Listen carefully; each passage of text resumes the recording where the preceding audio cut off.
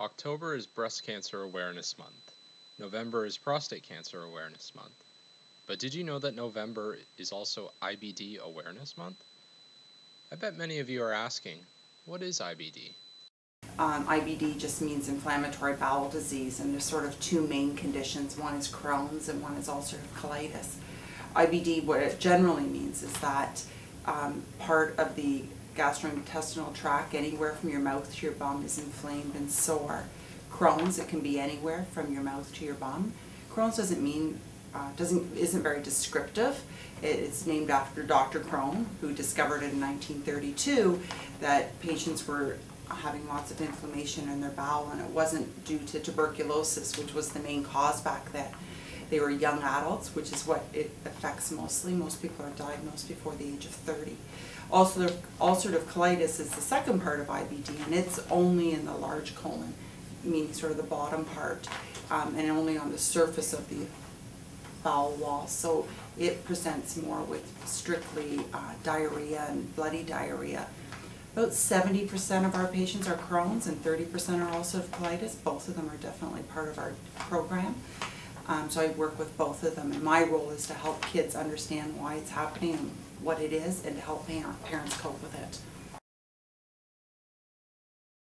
A lot of people, I don't want to say trivialize, but they trivialize IBD. They think of IBS is what they think of first. Those millions of cases of people that have just irritable bowel.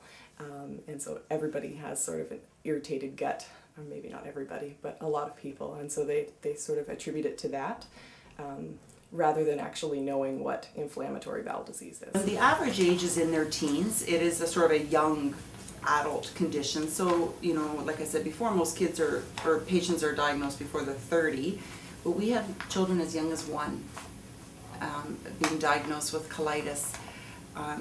And for them, it's, you know, they're only 1, it's a little tougher for the families, but it's a treatable condition. You know, there's great medicines out there to control it. We don't have a cure yet. We're working very hard for it, but we have great treatment options to keep the condition under control.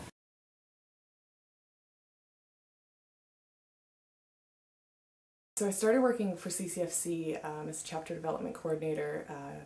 I guess it's going on 2 years. It'll be 2 years this spring. I've been fundraising for a couple of years for some different organizations, and then when the position opened up at CCFC, of course, it's near and dear to my heart, so I applied and got it. So The CCFC is an organization that is dedicated to promoting awareness of inflammatory bowel disease. For promoting awareness, it usually falls into some very exciting big fundraisers. And we do realize that our main purpose is to fundraise for IBD research, and that's our main purpose. So we have to fundraise in June. I believe it's June 9th this year coming up. We have Gutsy Walk. The Gutsy Walk is a nationwide event which has people walking together in parks and cities, raising money for research and promoting awareness of inflammatory bowel disease. M&M Meat Shops is also a proud supporter and sponsor of the CCFC. For the past 24 years, M&M's have conducted a charity barbecue, and all the proceeds raised goes to Crohn's and colitis.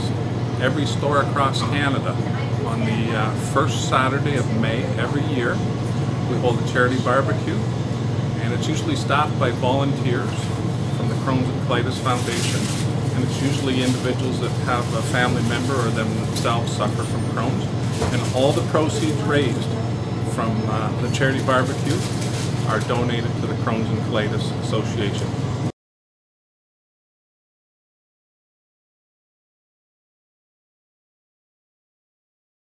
it's not one of the sexy illnesses, if you will, like Movember, where they grow their mustache and they promote you know, prostate cancer awareness and fundraising. It's a harder thing to talk about because you don't talk about what you do in the bathroom. That's not a public standard, so there's definitely a stigma attached. The vast majority of parents have never heard of it. It's not a condition that lots of people talk about.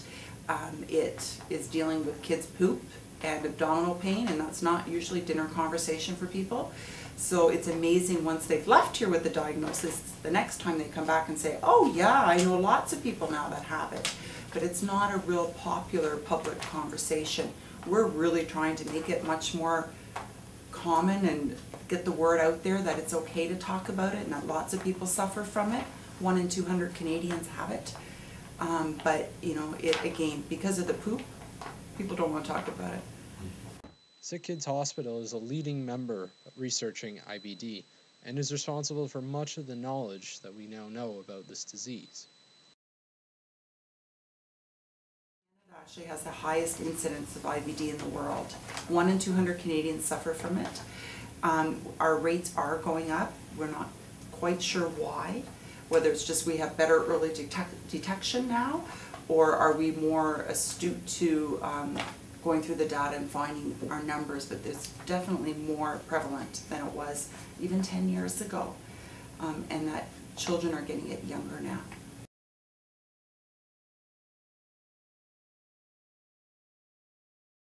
Recently got these amazing new computer screens for teaching, and we can just tap on a screen and bring up exactly where anybody's condition is and show them what we did. You know, for example, if they needed a colonoscopy, we can show them where we're looking. We're able to draw on it and say, look, this is where your condition is. So kids can absolutely see where their disease is and have a completely new understanding. And for families, it's wonderful because they can really see which part of the bowel is diseased. And the neatest part of this is if we do have, you know, the families are like, wow, this is terrific, I'd love to have this at my house. I can actually capture this and email it to them right from the exam room. So my teaching job has gotten much easier. It's so much easier for families to understand the condition if they see where it is and what that means to their lives and their symptoms. We're trying to live normal lives with this not so normal condition. I think it's really important to get the word out there so that people are more understanding and you know, more patient with our different needs.